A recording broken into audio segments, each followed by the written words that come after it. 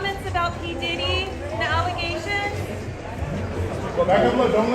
New details about the role that Jennifer Lopez played in P. Diddy's freak-off parties has been revealed, and people are convinced more than ever that J-Lo is hiding something. Diddy and his freak-off parties and news about it at this point has completely taken over the media, and all the celebrities that are involved or connected with Diddy in some way are completely avoiding this topic altogether because they do not want to be associated with Diddy and his parties. Can't tell that one either.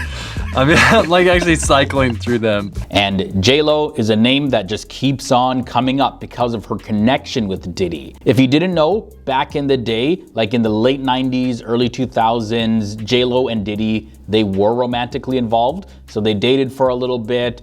And back then they were seen as a celebrity power couple. But now, decades later, it turns out that their time together overlaps the period of when Diddy was hosting these freak-off parties. Naturally, people are wondering if J-Lo was aware of what was going on at these events and also if she had any involvement with them. People are wondering this because there was a former employee of J-Lo that's now sharing all this detail about how J-Lo is completely innocent and she lived a completely different life than P. Diddy, known as Puff Daddy back then, and that she had nothing to do with the parties at all. And, you know, J-Lo has been in the media for a long time. Some people love her, some people do not like her. She's faced a ton of criticism for various reasons. People find her to be a little bit mean and rude. But, you know, there's a big difference between just being demanding and a little bit rude at times. I think we all are demanding and rude in some cases in our daily lives. So that's not too strange for J-Lo. I think the thing is, people are just thinking that how could this woman be involved with Diddy and not know what he was up to? Because yeah, you can be rude, you can be mean, but you know, this is a whole new level of allegations. And people think that, yeah, she's not just the J-Lo that we see in the media. She's not just, you know, the woman that jumps from relationship to relationship. She's also just as evil and guilty as Diddy. Now, I don't necessarily believe that personally, but this former employee of J-Lo, Taya D'Souza, who worked with her on her Made in Manhattan movie, spoke out to defend J-Lo. And a lot of J-Lo's critics are just thinking that, okay, well, why is she defending J-Lo? Like, couldn't J-Lo defend herself? Like, what's going on here?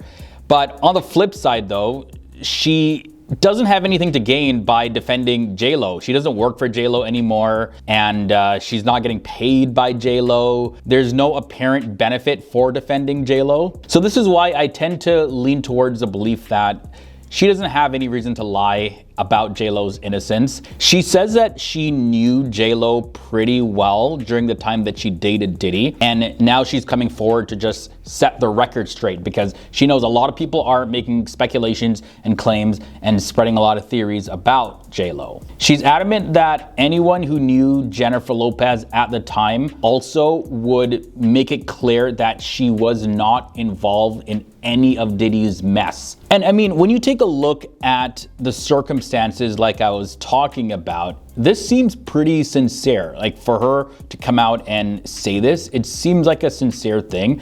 Like, what does she have to gain from doing this? But you know, just because Taya D'Souza says these things doesn't necessarily make them 100% true. So J-Lo isn't in the clear yet. I think there's still too much questions and not enough evidence that have been brought forth to show that J-Lo is innocent for people to just kind of back off and be like, okay, yeah, J-Lo 100% wasn't involved in any of Diddy's mess. According to Taya D'Souza, J-Lo is somebody who barely ever drinks. She's not a party person at all. And she isn't the type of celebrity that's looking to just have a good time in that way. Instead, Taya describes J-Lo as a workaholic. And she says that she's a woman that's focused on uplifting others and empowering other women. And she said that she was just somebody who was charmed by Diddy for a brief moment in time, but ultimately she's 100% dedicated to her career. Taya also says that she doesn't deserve to be connected to Diddy in any way. And, you know, she does bring up a good point. People get charmed by their partners all the time without knowing everything about them. And in this case, maybe J-Lo saw that Diddy, you know, he's a charismatic guy, he's famous, he's rich, he's influential, very successful. Who wouldn't want to date Diddy back in the day, right? If that's all you knew about him. So, of course, she saw it as an opportunity to get to know him, date him for a little bit, and she wasn't aware of the full degree of his dark side. That's one possibility. And I always got to try to play devil's advocate here because people are still a little bit skeptical, pointing out that J-Lo was often seen partying with Diddy during their time together. But apparently she's the kind of person who works too much and too passionately to get distracted by all of the partying. Yeah, that's what they're saying about J-Lo, even though she's been seen partying. Not that she didn't party or anything like that. And there was a difference between P. Diddy's parties and the freak-off parties. The freak-off parties happened after the regular parties. So there is a possibility that J-Lo knew what was going on to some degree, but there's also the possibility that she just had no clue. So this ex-employee statements, it does give us a little bit of a different perspective on the whole thing. At least now we hear somebody that's speaking on behalf of J-Lo about this. But it's still a little bit surprising to me anyways that J-Lo herself hasn't come out and said anything at all to clear her own name.